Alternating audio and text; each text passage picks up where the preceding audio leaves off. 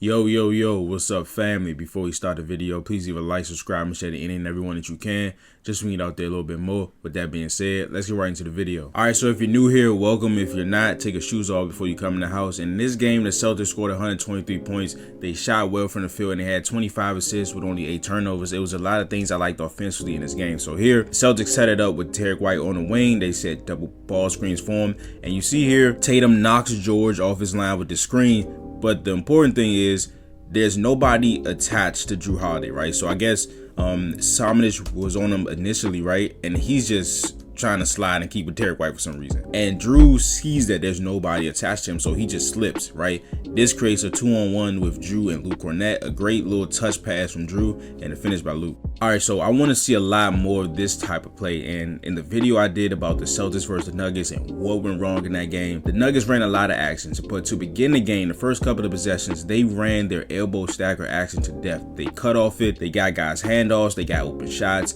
They did a lot of it. And this is the first time I'm seeing the Celtics actually run this set. So again, they get it to Tatum on the elbow, and then they set double stagger screens for Sam Hauser, who was in the corner. The Jazz don't play this well. They don't even see what's coming until late. Sam gets a wide open shot. He misses it, but I like the attempt that this got him. All right, so the Celtics love to run this little 3-man flare action. I think it's elbow flare, but the catch point, Luke is never at the elbow. It is kind of tough to get catches there sometimes. But the Celtics used to run this elbow flare action a lot with like Shea Crowder and IT, you know what I'm saying? So here, Derek White sets the screen on Colin Sexton. He gets stuck, and it looks like he's going to stay there for a second, but he doesn't, which makes Keontae George a step late. They get the handoff, and the Celtics love to take these threes on the switches or if people are late in the gaps, right? So here he's a little bit back. There's a gap here, right? Derek White was high from 3, so he's going to shoot that one. And the Celtics love to run Spain PNR with Sam Hauser. He's their 3-point specialist, and it just gets him a lot of open looks from 3. So look, so I'm pretty sure a lot of people know what Spain PNR is, but if you don't know, it's a pick and roll, right?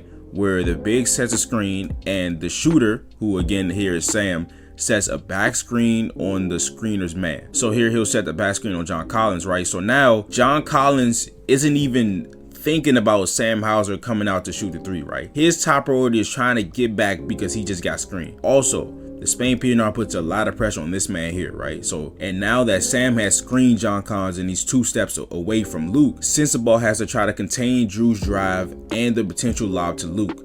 While all that's happening, Sam Hauser's wide open. Alright, so here the Celtics use Ram action. Ram is a type of screen where the ball screener gets an off-ball screen to go set the screen. So I know that's a lot. Tatum, as you've seen, is the one that sets the screen for Jrue Holiday. He sets the ball screen for Jrue Holiday, right? Before this, O'Shea Brissett sets an off-ball screen for him. Then he goes sets the ball screen, which is why it's called Ram action. So then Colin Sexton is a worker. Everybody knows he loves to work hard. He's a dog, right? He's a young bull. He doesn't like to switch these things. He likes to fight through and he likes to attack, right? But this is the second time this has gotten him in trouble because Chris Dunn doesn't really know what he's going to do, right? So after setting the screen on Colin, he gets stuck for about 2 seconds, and then Tatum has an opening because Chris Dunn doesn't know what Colin Sexton wants to do on this coverage, right? So then Tatum gets an open 3, and he cans it. All right, here we go. So let's go back to the Ram action. Colin Sexton plays it a certain way. He sees it, so he jumps out. Tatum flips the screen, and this time they actually switch, so it's not a lot of confusion here. But Jrue still is able to drive on Chris Dunn. Kessler, being a shot blocker he is, creeps over on the Jrue drive, kicks out to Tillman for 3 in the corner. All right, so the Celtics use a lot of get action in this game.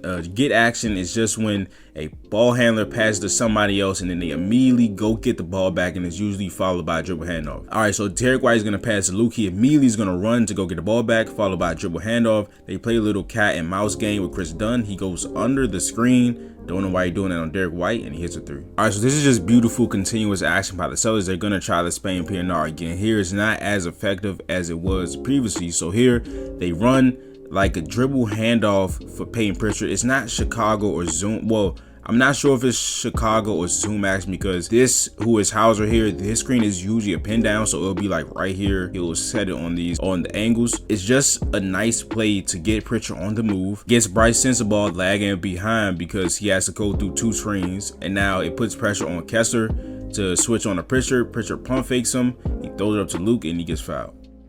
All right, so for this sidelines out of bounds play, the Celtics go right into the Spain PNR, and Hauser does a tremendous job setting this back screen on John Collins.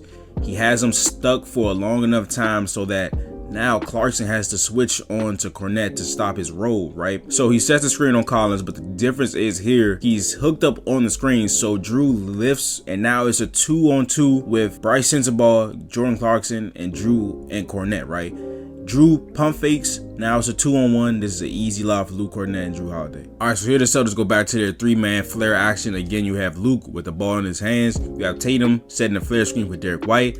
Too much space. You cannot go under this screen at this point in the game. Derek White's hot. Here's another 3. All right, so here the Celtics go to their horns action. They get it into Luke, and it looked like Tatum's going to set a pin down for Drew, but it turns into a White handoff. Luke does a great job setting the screen, having Keontae George lagging behind just enough for White to get the floater, and Luke gets the putback. All right, so this was just a really creative action by the Celtics. So they go to a high ball screen with Xavier Tillman, and he rolls really deep into the paint to occupy Kessler for just a second. And now that Derek White sees that Kessler is occupied with Tillman, he quickly gets into the get action with Luke Kornet. So again, he passes to him, he goes immediately to get the ball back.